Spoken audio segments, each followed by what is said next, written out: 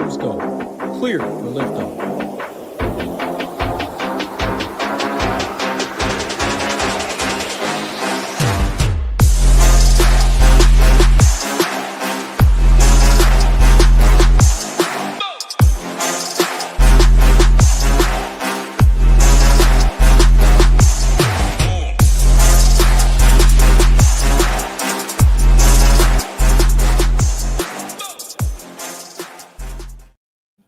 What is going on, everyone? Welcome back to a Wednesday edition of the NBA show with me and my man Matt. Matt, how you doing today? This is probably the most Wednesday NBA slate of the year. All the injuries and then a bunch of blowouts. How you feeling today? I'm feeling good, man. Yeah, injuries have really taken over the NBA already early on. I mean, you always know that going into the NBA season, like projections change so much with one little injury that you have to be on your toes, but we're just seeing a wrath of big injuries early on. I guess it kind of is what it is. It's us DFS players. We trek on. The contests stay the same. Actually, better contests today than we've had the past couple Wednesdays. I know for you, it's mostly the same with that $5, but we've had like a 222 tonight. It's an 888, that bigger one. So exciting stuff there. Hopefully we can dive in and talk about some plays that we both like. Yeah, for sure. Good luck to anybody playing in that one. I only got one in there tonight, but yeah, hopefully a member could take it down. It's been a really good week over here. Our guy Philly Phantom in the chat just had a really good night last night, so shout out to him. But let's say what's up to people. We got Go Collect, Sean, Little Neck, Reach Shepherd Thumbnail soon, maybe. Maybe he'll start tonight. We'll see. Michael W, Gangrene, Wins a Lot, Marquis, Mr. Mike's Daddy, Ricky Rose, what's up? Yeah, thankfully I got Matt here with me, so I don't have to go for 2 hours, but could definitely talk a lot of hoops. Ranger, what's up, man? AZ Bob, Parabay, NY Steagle, Philly said what's up to you already, Brock, and Go Collect again. You got yeah, I feel you there, man. Let's do a quick overview of the slate. We have 3 games in the later window that are all projected to be blowouts, so then you have the obvious value in the Golden State stuff. When you get a slate like this, what is like the general approach for you as somebody that's playing less than 150 lineups? Yeah, so I kind of mentioned it a minute ago, but I think the general theme is like stay on your toes. Like don't get boxed into any one corner because things change rapidly, and just have a plan for different scenarios, I guess. The good thing is we know some of the news, maybe a lot of the news as of now. So you can kind of plan accordingly as to like what if scenarios. Now we don't have enough of the news to do that yet, but we will. It'll start coming in. So again, just kind of be flexible, stay on your toes. And talked about this I think we had a similar situation last week. Oftentimes in slates like this, I'll try to stick to like a pretty tight core just because there will end up being a lot of really good plays on the slate. That's just the nature of it when you get a lot of guys out with injury and pricing hasn't caught up yet. You know what I mean? Yeah, for sure. All right, but we'll spend no more time talking through slate overview stuff. First game on the slate should be a pretty good one. You got Houston taking on your Cleveland Cavaliers in a pretty high game total. I think there's definitely some plays in this game and then some obvious some value that could open up on the Houston side with Jabari Smith listed questionable. Didn't really see what the injury was, but these guys just played a ton of minutes, so it could be some sort of maintenance type thing. But yeah, it should be a really fun one. 2 teams that are towards the top of their respective conferences. Houston offense looks great this season, first in offensive rating. Cavs are 11th. Both teams are top 10 defensive rating teams.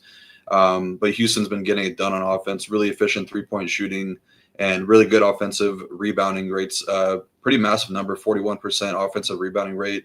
Cleveland's a pretty solid rebounding team, but I could see some of those guys having success there. But what are you looking to in this game? So I do think that there are some spin-ups we can go to on both sides of this one. Yeah, so you took the words right out of my mouth. Really all I'm looking at in this game is the 2 big spend-up options on each side. Maybe 2.5. You can throw Mobley in there also, but like not as interested in him as the other 2. Starting with Sengun, who back-to-back 60-plus DK point games, playing really well right now, affordable at 9,500. Opportunity cost at center is real, but we'll also have basically unlimited salary with all the Golden State plus value plus other value we'll get. So I like Sengun a lot here. I haven't been thoroughly impressed with Cleveland's front court at all, considering what they should be with Allen and especially Mobley inside. I don't think Sengun will have really any issues going to work here. And then on the other side, kind of for different reasons, but generally the same, it's Donovan Mitchell, who's also playing really well right now. I always like him in bigger games. I think tonight is categorized as that, as the Cavs haven't been playing well, kind of a statement game at home for them. And despite like the tough matchup on paper, he's just good enough to get through that. So playing well, close game. I like Sengun and Mitchell here. I wouldn't call either of them like a priority play, but I do like both. How do you see it? Yeah, very similar. I think this might be the first time I'm kind of into KD here. It's obviously still tough to get like the true ceiling games that we need from him, but he should have the best matchup. I think it's going to be DeAndre Hunter on him. It might change if Jabari were to be out. They might probably would toss Mobley on him, but I still wouldn't be too worried about that matchup. He's been playing really well, and the shot volume is starting to come up a little bit. But I definitely agree with you on Sengun. I do think that it's a pretty big talking point, like you said, the opportunity cost at center tonight, because we get a ton of value in that Warriors game. You have Jokic. You have, even like Gobert, I feel like is in play. Maybe some Indy and Charlotte guys are in play. So the ownership has to go somewhere. I don't know if people are going to want to just chase 60-point outings from Sengun in what looks like on paper a tough matchup. But I do agree with everything you say. They just run so much of their offense through him. Been really close to a triple-double in basically every game this season. So if those assists start to hit and he does hit that number, the triple-double number, he could really pay off in a big way. A bigger way than he already has. But yeah, I do think Sengun, top play for Houston for me. I do slightly prefer KD over Amen tonight. I just don't really think it's the matchup for Amen. You kind of like him against teams that have weak rim and transition defenses. Not really what Cleveland does poorly.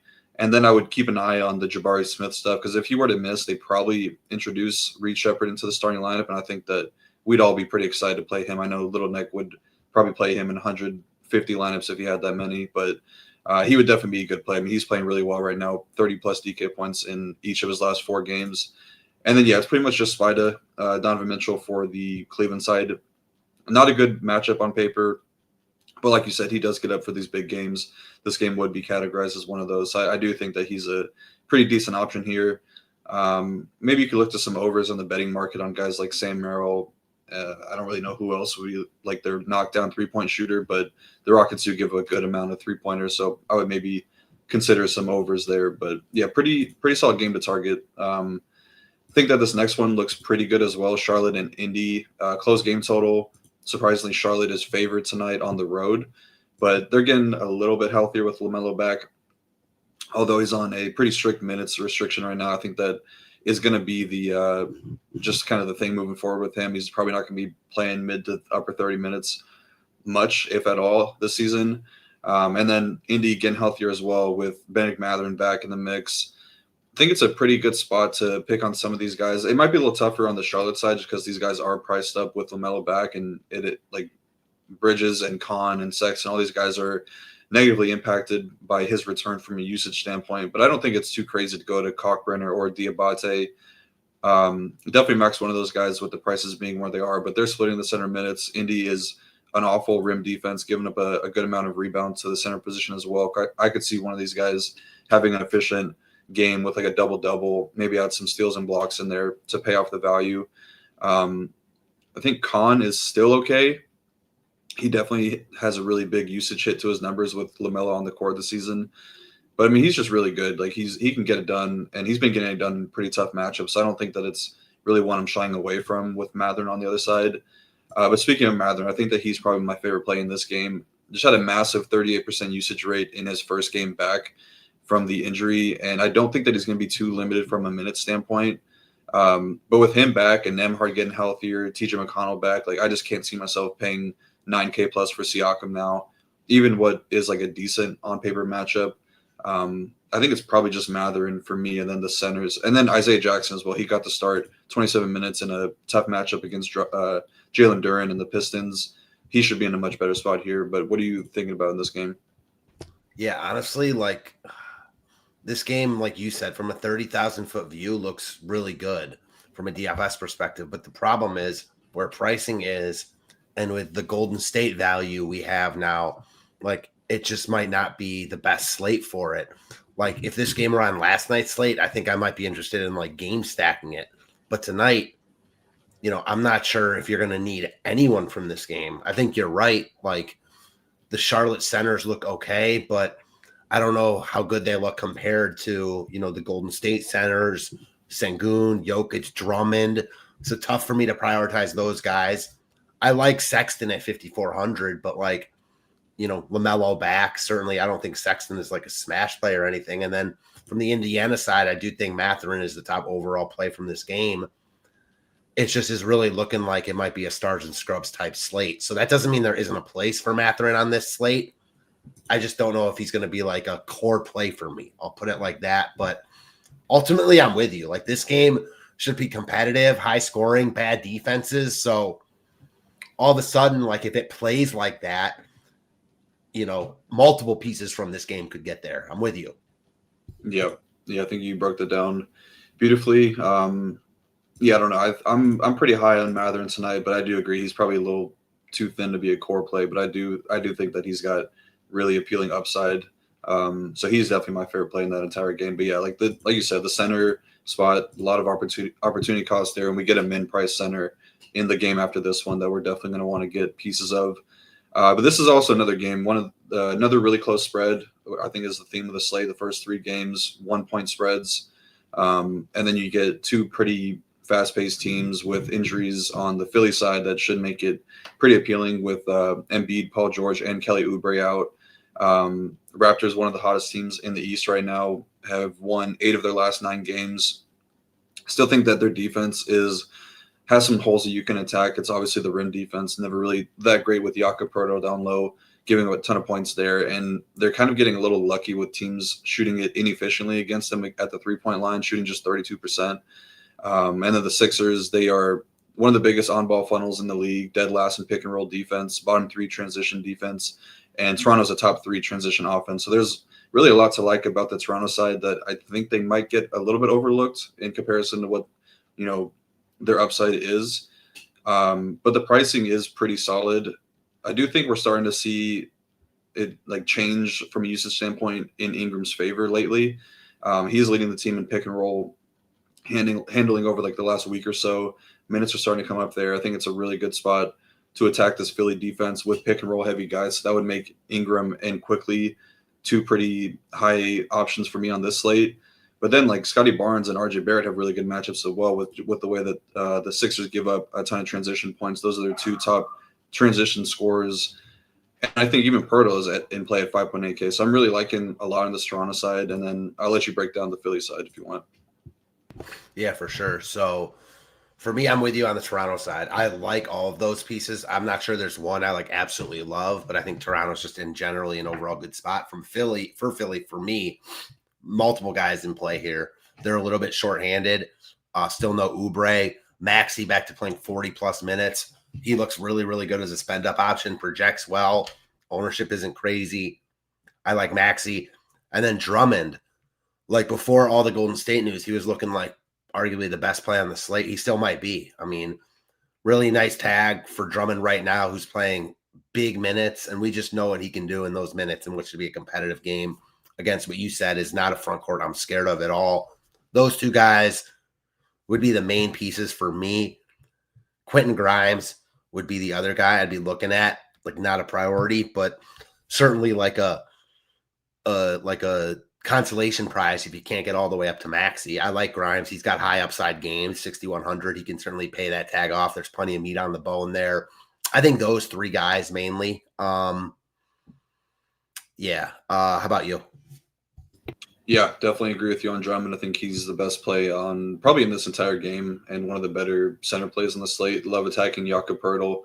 I kind of like Edgecombe a little bit too at 6.1K or 6K as a pivot off of Quentin Grimes if you're playing Grimes as a shooting guard, just because they're really leaning into, those 3, like the Grimes, Edgecombe, and Maxey, they're going to play them upper 30s minutes in a close game. And I think that he's kind of started to turn things around after a rough stretch. I kind of think that he's pretty solid at 6K.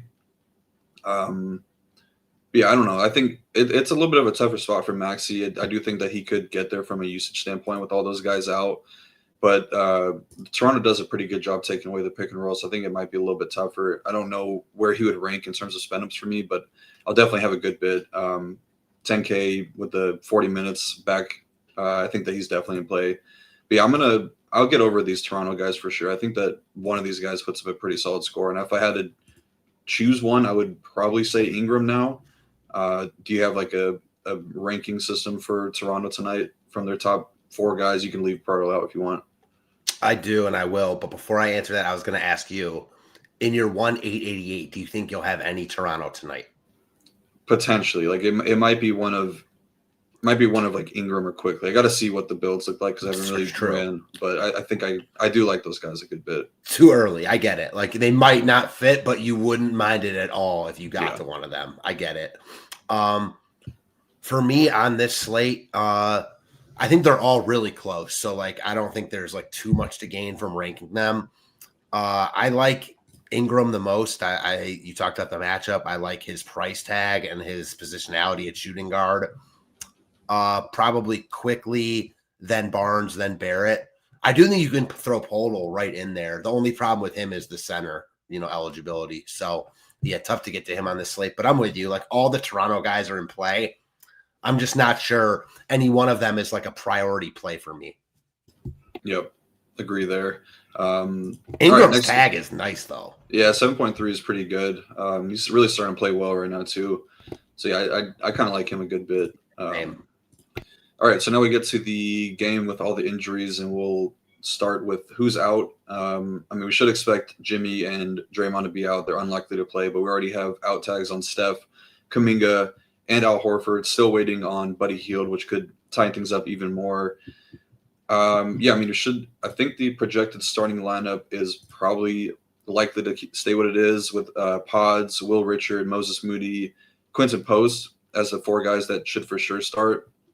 And then who starts at the 4? Probably going to be Guy Santos, I would imagine. I doubt that they're going to do anything weird and toss out 3 guards because the Miami team is kind of big if they were to do that. So I would expect Guy Santos to be the guy in the starting lineup. But yeah, definitely going to be a spot that you're probably getting like minimum 2 of these guys in your lineup, maybe even 3. I'll let you break it down. I think that it's a really good spot. We always like attacking these Miami games, and I think that it's a really good spot for some of these guys matchup-wise. Yeah, it's a really good spot. Tags are obviously really, really cheap. So NBA DFS is kind of like, this is what happens when you get a bunch of guys out. Obviously expecting Butler not to play here. Pat Spencer, 3K. Shooting guard, point guard eligible, I think looks like the top play here. He's going to get ownership, but almost looks like a free square at that price point. Cam Spencer's brother. You got the 2 centers, Post and Trey Stackson Davis. Post projects better, but man, that 3K TJD price tag does look good. So I like both those guys. I think on a lot of slates, you could play both them together at their price tags, just because I think if they eat up like all the minutes. Will Richard might be I don't want to say my favorite piece, but he's right up there. 4,500. I think he takes on a huge offensive load tonight. Was really, really good at Florida last year. I've been impressed with him so far for Golden State, like as a rookie getting run there, which is kind of rare. Guy Santos, fill-in piece, fine with him. He's 3K. Like, those are the 5. Gary Payton, sure. He's never a guy I'm excited about, like, in spots like this, because I feel like he just is who he is, no matter who's out there. But certainly, everyone gets a bump. So, yeah, I think those 5, and then Payton is the 6. Is there anyone I'm missing, or you see it any differently? I'm pretty high on Pods tonight. I think that I completely forgot about Pods. Yeah, he's probably the top option. Excuse me. So I was just looking at the cheap guys. No, it's all good. I think that it makes it tough to pay for Pods when you can get Pat Spencer for $3,000 cheaper. But I really think that if there were a time for Pods to get like 33, 34 minutes, he could really hit in a big way, just with the way Miami's giving up so many fantasy points right now. So I really like him. But like I said, like Pat Spencer's 3K with shooting guard eligibility as well. I do agree. I think that Trey Jackson Davis over Quinton Post, but yeah, you could potentially play them together. 7.6K for a guy that's projected for 50-something fantasy points is definitely an option, taking up 2 center spots, though, so you really need them both to hit in a big way. I think if I was choosing one, it would be Trace Jackson-Davis, though.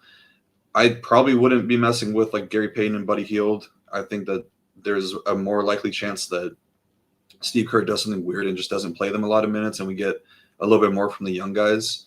So yeah, if I had to rank it, I think it's probably, I agree with you on Will Richard. I like him a lot. 4.5K is a good price tag for him. He should have a pretty big offensive workload.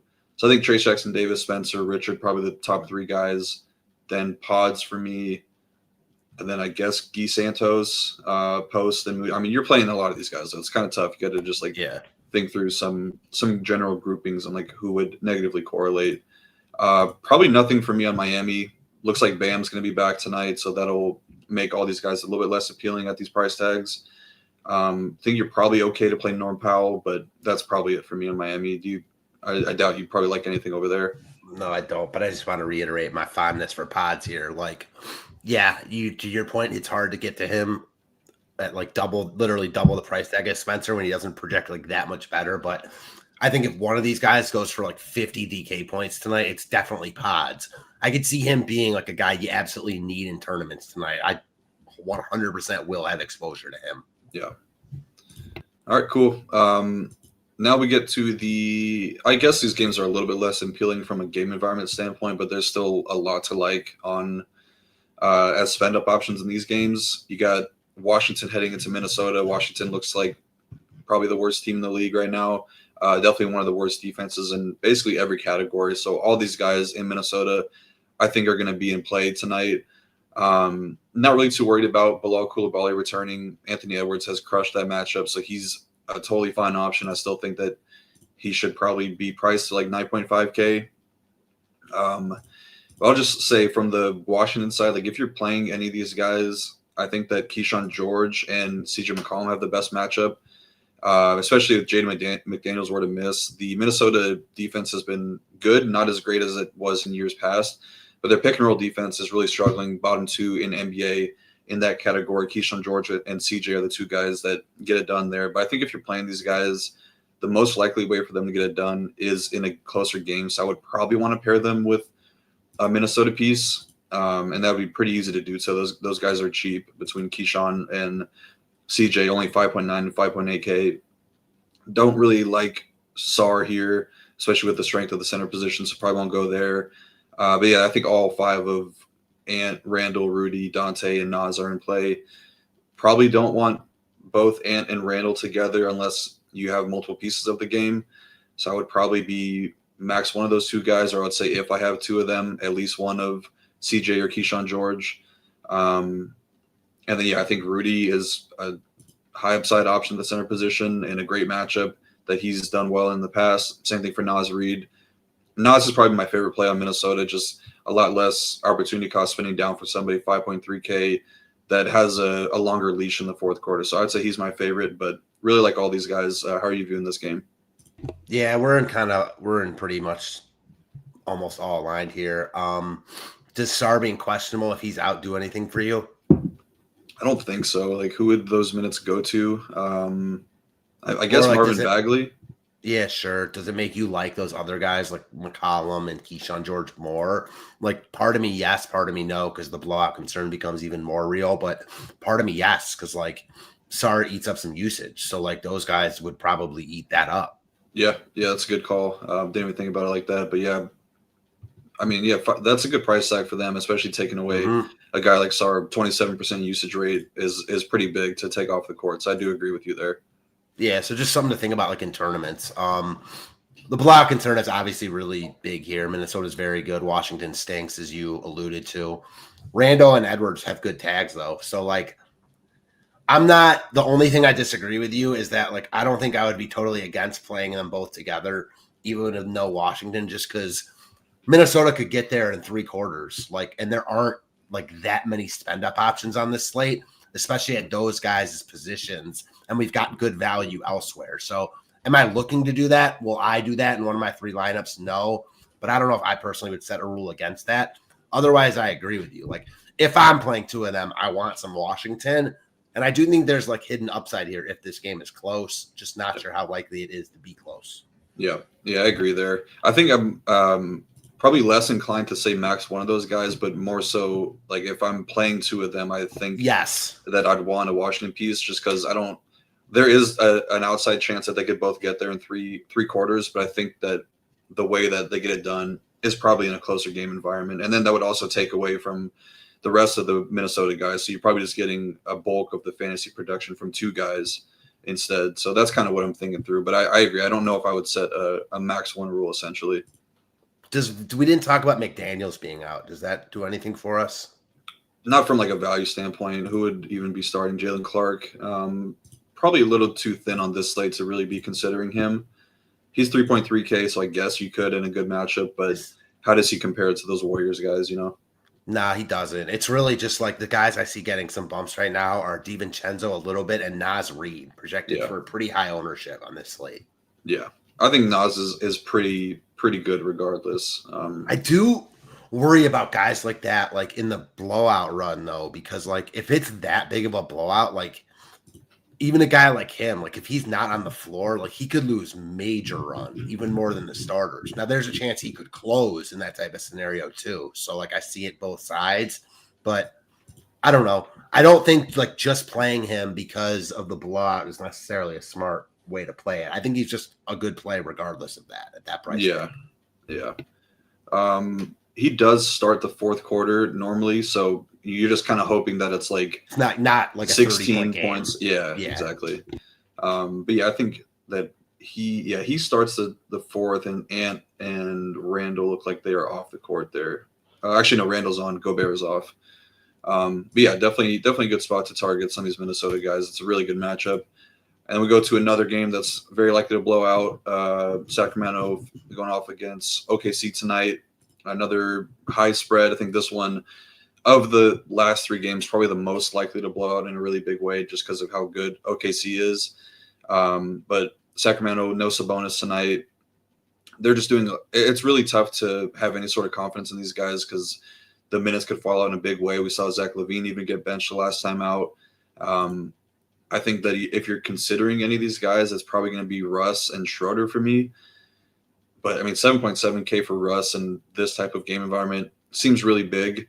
So kind of is similar to the Washington pieces in some way. Like I think if there are scenarios where Russ could get there, even in a blowout, because he did that against the OKC last time out. But I think if you're getting like a really, really big score from him, it's probably in a closer game. So I might look to pair him as well with like a SGA. That's kind of expensive, but like Chet and Hardenstein, I think make a good amount of sense in those type of game environments.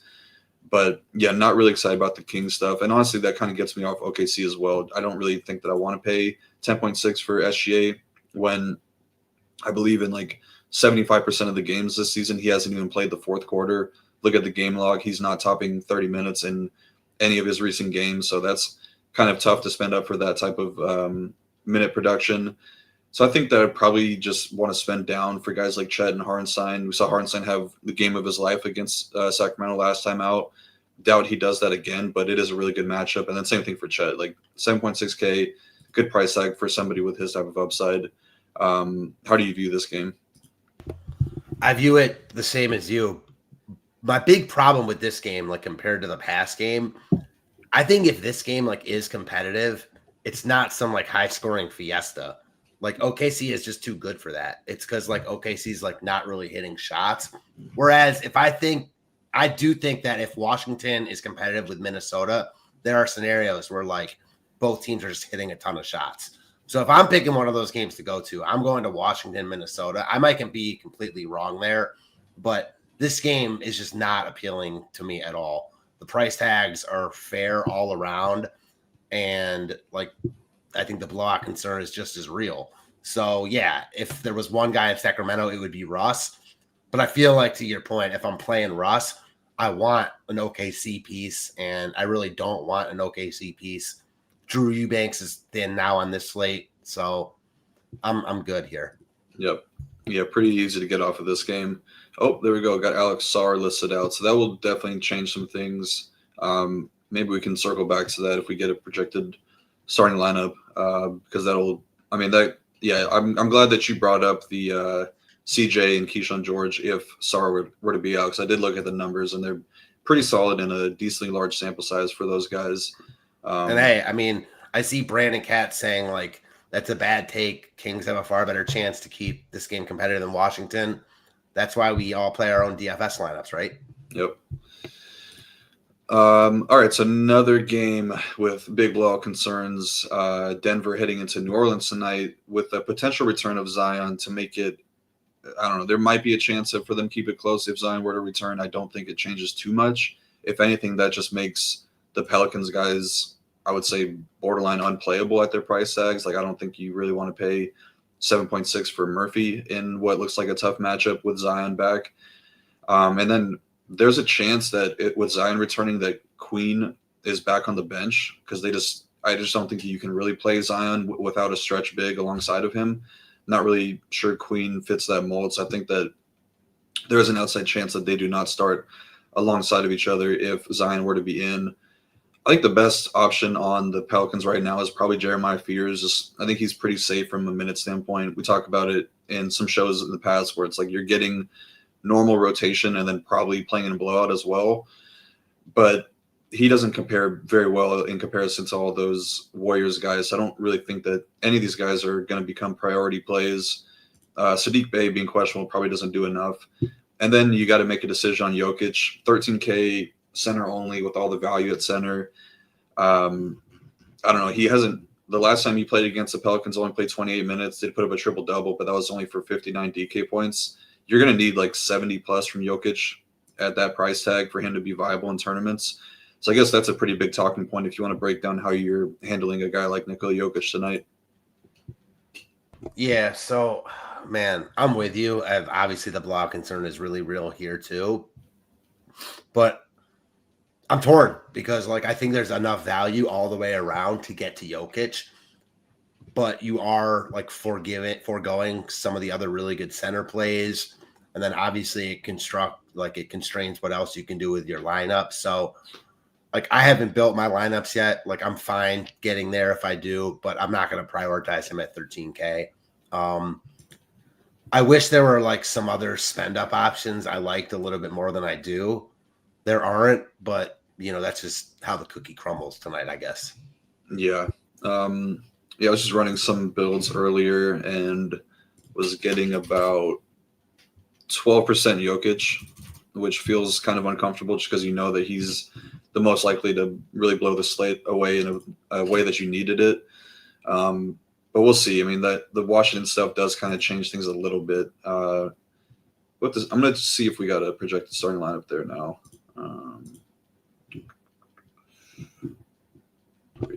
Yeah, it looks like Marvin Bagley. I'm going to step in. I would like Jokic a little bit, just to go back to that real quick. I would like him a little bit more if Zion was in, just because, not that it changes that much for me, but just the slight, you know, better shot of it being competitive. Yeah, definitely. I agree there. It also seems like Denver is a team that kind of lets teams hang around a little bit more, where OKC doesn't. Right. They play with their food. That's the other great point about what I forgot to say about OKC and Minnesota. Not that, like, Minnesota plays with their food, but OKC, like, doesn't mess around more than any other team in the league, to your point. Great point. I just got shit scared. I mean, something just dropped in my room. Sorry. Yeah, that's a good point there. I mean, that's going to do it. We got through all these games in a pretty short amount of time. Are there anything you want to circle back to on, like, the Washington stuff that we do get the projected starting lineup with Bagley sliding in there, so he's going to be another decent value play because he does have pretty solid permanent numbers this season. He's only 3.1K as well. Like, how would you compare him to Trace Jackson Davis now? I was just about to ask you that, but I'll answer first since you asked me first. You know, we've read the book on Marvin Bagley so many times in the past. It's not like it's a new story, but kind of different role with him if Sarr is out. I don't think there's, like, as much competition. I do think that he potentially will play more minutes than either Trace Jackson Davis or Post. Yeah. He's dirt man. So I think he's right up there. Like, I think the spot is way better for the guys on Golden State. So, like, that's why they're still up there for me. but I wouldn't like argue with you at all if you answer this with Bagley's now the top guy. How do you see it? No, I think the thing that's kind of giving me a little pause on Bagley is that Washington has so many guys, and Golden State is down 5-6 main rotation pieces. So it's a little bit different. Like I do think that there's a better chance for Bagley to get to like 27, 28 minutes than there would be for either Post, or maybe Post could reach that, but Trace Jackson-Davis definitely isn't getting up to like near 30. So I don't know. I think this is probably one I'm going to let the projections drive me, but Washington is pretty healthy outside of no star. Like they still have 14 guys that could see the court tonight. To your point, like I think that while I think Bagley has a higher minute ceiling than the Golden State guys, I think the Golden State guys are like basically locked in to be playing 48 minutes combined. So like while neither of them will play 30 plus minutes, like Bagley, like I said, we've read this book before. He could start and play the first 6 minutes of each half and then like never come in again. Like that would not surprise me at all. I don't expect it, but it wouldn't surprise me. Yeah. Yeah. They do have a decent option behind him. Tristan Vukovic was a guy that had, was playable at times last season. So they could if he might start here. Yeah, he could start. I'd be pretty excited about that if he did start. But then you're also kind of playing like the leverage game. If he's seeing a good amount of ownership, then you could pivot some of that to Bagley. But I think that he would be a pretty decent option if he were to start. I just want to look at some of the numbers for Bagley last season when he started. Just thinking about it, honestly, I don't want to play Bagley on this slate. I don't think you need it. I think he's going to be owned. And I think he said, I don't hate it. Obviously, he's going to be a starter if he's starting, like Dirtman player. But man, he's so volatile. And it's tantalizing too because his game was built for DFS, and he's had very good games when he's given run before. When he gets good minutes, he performs usually. Yeah, numbers were pretty good. He actually only had one start for Washington last season. I honestly forgot that he played for Memphis towards the end of the season last year, but he played 24 minutes in a start for Washington. Surprisingly, both games came against Dallas, but 24 minutes in a start for Washington last year, 30 and a half DK points. Then played 31 for Memphis, but that's a different situation because they're always kind of really thin at that point of the season. Right. Just want to look at Tristan's real quick as well, because I think he started one game for him, 21 minutes. So, yeah, nobody's really running away from the minutes, it seems like, for Washington. So, yeah, we'll have to see what the stars look like. It could be a weird starting lineup, but all right, I think that's going to do it unless we got any other thoughts, any more closing thoughts on this slate now that we talked through all the games. No, should be a fun one. Still waiting for news to come in, obviously, but Golden State, shouldn't get much bigger than that. It's about how many Golden State is too many, I guess, at this point. Yeah, I definitely think that there are ways to get away from it now with with that value opening up. But yeah, we'll see what it looks like as we get closer to lock. All right, that's going to do it. Good luck, everyone, and we'll be back on Friday for the NBA Cup show. Good luck tonight.